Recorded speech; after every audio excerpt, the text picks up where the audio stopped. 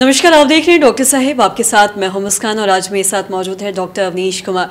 दर्शकों, आपको बता दें कि बिहार के जाने माने गैस्ट्रोएंट्रोलॉजिस्ट है। सर नमस्कार, बहुत बहुत स्वागत है आपका। नमस्कार सर, हम देखते हैं कि आज बहुत सारे ऐसे लोग हैं जिन्हें भूख नहीं लगने की समस्या है, तो वहीं हम दूसरी तरफ ये भी देखते हैं कि बहुत ऐसे भी लोग हैं जिन्हें बहुत ज़्यादा भूख लगता है और वो बोलते हैं कि सर हमें बार बार भूख लगती है और हमारा वज़न बढ़ जाता है।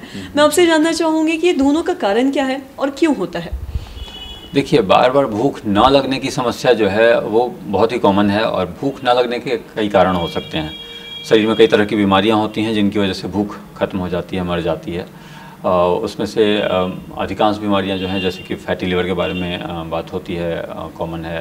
किसी को अगर हेपेटाइटिस हो, जॉन्डिस हो, उसकी वजह से भूख नहीं लगेगी। गैस की समस्या से ब्लोटेड पेट भारी भारी लगता रहे तो उसकी वजह से भी भूख कम हो सकती है। कई ऐसी बीमारियां होती हैं जैसे लिवर सिरोसिस की समस्या हो गई, क्रोनिक किडनी डिजीज़ की समस्या हो गई, किसी को हार्ट की समस्या है, तो उनकी वजह से भी कई दवाइयां ऐसी चलती हैं जिनकी वजह से भूख कम हो जाती है। अगर कोई कॉन्स्टिपेटेड रहता हो, लैट्रिन पास नहीं होता हो, साफ़ नहीं होता हो, पेट साफ़ नहीं होगा तो फिर भूख कम हो जाती है, उसकी वजह से भी होता है। तो भूख ना लगने के अनगिनत कारण हैं। और अगर किसी को भूख कम लग रही है तो सबसे ज़्यादा ज़रूरी चीज़ ये है कि वो बेसिक जो रूट कॉज है उसको ट्रीट करें, जिस वजह से भूख नहीं लग रही है। अगर कुछ ऐसी मेडिसिन चल रही हैं जो भूख को ख़त्म कर सकती हैं, कम कर सकती हैं, तो वो मेडिसिन अवॉइड करने की ज़रूरत है। किसी को कॉन्स्टिपेशन है तो उसको ट्रीट करने की ज़रूरत है। पेट साफ़ होने लगे तो भूख अपने आप आ जाती है। ब्लोटेड फीलिंग होता है, पेट भारी भारी सा लगता है, फूला फूला सा लगता है, तो उसकी वजह से भी भूख कम हो सकती है, उसको ठीक करें।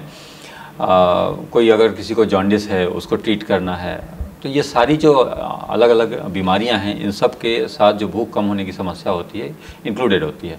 तो जब वो हम रूट कॉज को ठीक करेंगे तो भूख अपने आप वापस आ जाता है। एक चीज़ जो ध्यान देने की है, इसमें कुछ इन्वेस्टिगेशंस बहुत ज़रूरी होती हैं। अगर किसी को लंबे समय से भूख नहीं लग रही हो और वज़न घट रहा हो उसके साथ, तो ये बहुत ही खतरनाक चीज़ होती है।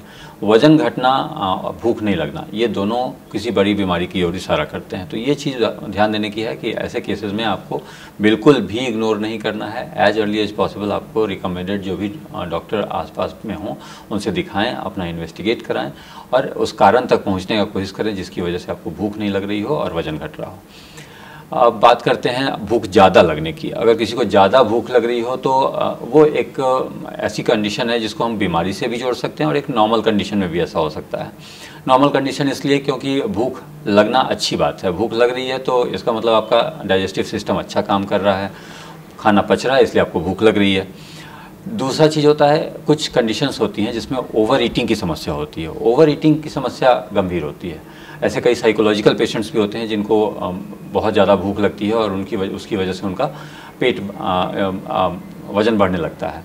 तो ऐसे केसेस में आपको ध्यान देना है, उसमें कई बार बिंज ईटिंग होती है कि एक ही बार में बहुत सारा खाना खा लेते हैं वो लोग। और कई ऐसे लोग भी होते हैं कि छोटे छोटे इंटरवल पे उनको तुरंत खाना खाया और फिर तुरंत भूख लग गई, खाना खाया फिर तुरंत भूख लग गई। ऐसी कंडीशन में भी इलाज की ज़रूरत है। खासकर शुगर के मरीजों में भूख लगने की समस्या एक तो ज़्यादा होती है, उसकी वजह से उनका वज़न बढ़ने लगता है। दूसरा कई समस्या होती हैं, जैसे हाइपर एक्टिव स्टमक हो गया, उसकी वजह से स्टमक तुरंत पास कर देता है, खाना को आगे बढ़ा देता है, उसकी वजह से भूख जल्दी जल्दी लगने लगती है। एक कंडीशन होती है बुलिमिया नर्वोसा बोलते हैं हम लोग उसको। इसमें बिंज ईटिंग वाली समस्या होती है कि साइकोलॉजिकल डिसऑर्डर है ये, और इसमें बहुत ज़्यादा खाना खाते हैं, एक बार में बहुत ज़्यादा खा लिया, फिर उनको कुछ देर के लिए बाद उसको वॉमिटिंग करके निकाल भी देते हैं वो लोग। तो ये सारी समस्याएं अलग अलग तरह की हैं और उनका उसी तरीके से इलाज होता है।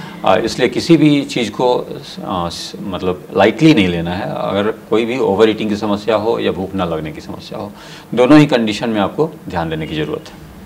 सर, बहुत बहुत शुक्रिया तमाम जानकारी देने के लिए। तो आशा करते हैं दर्शकों की जो तमाम जानकारी है आपके लिए लाभदायक रही हो। तो आज की इस वीडियो में इतना ही।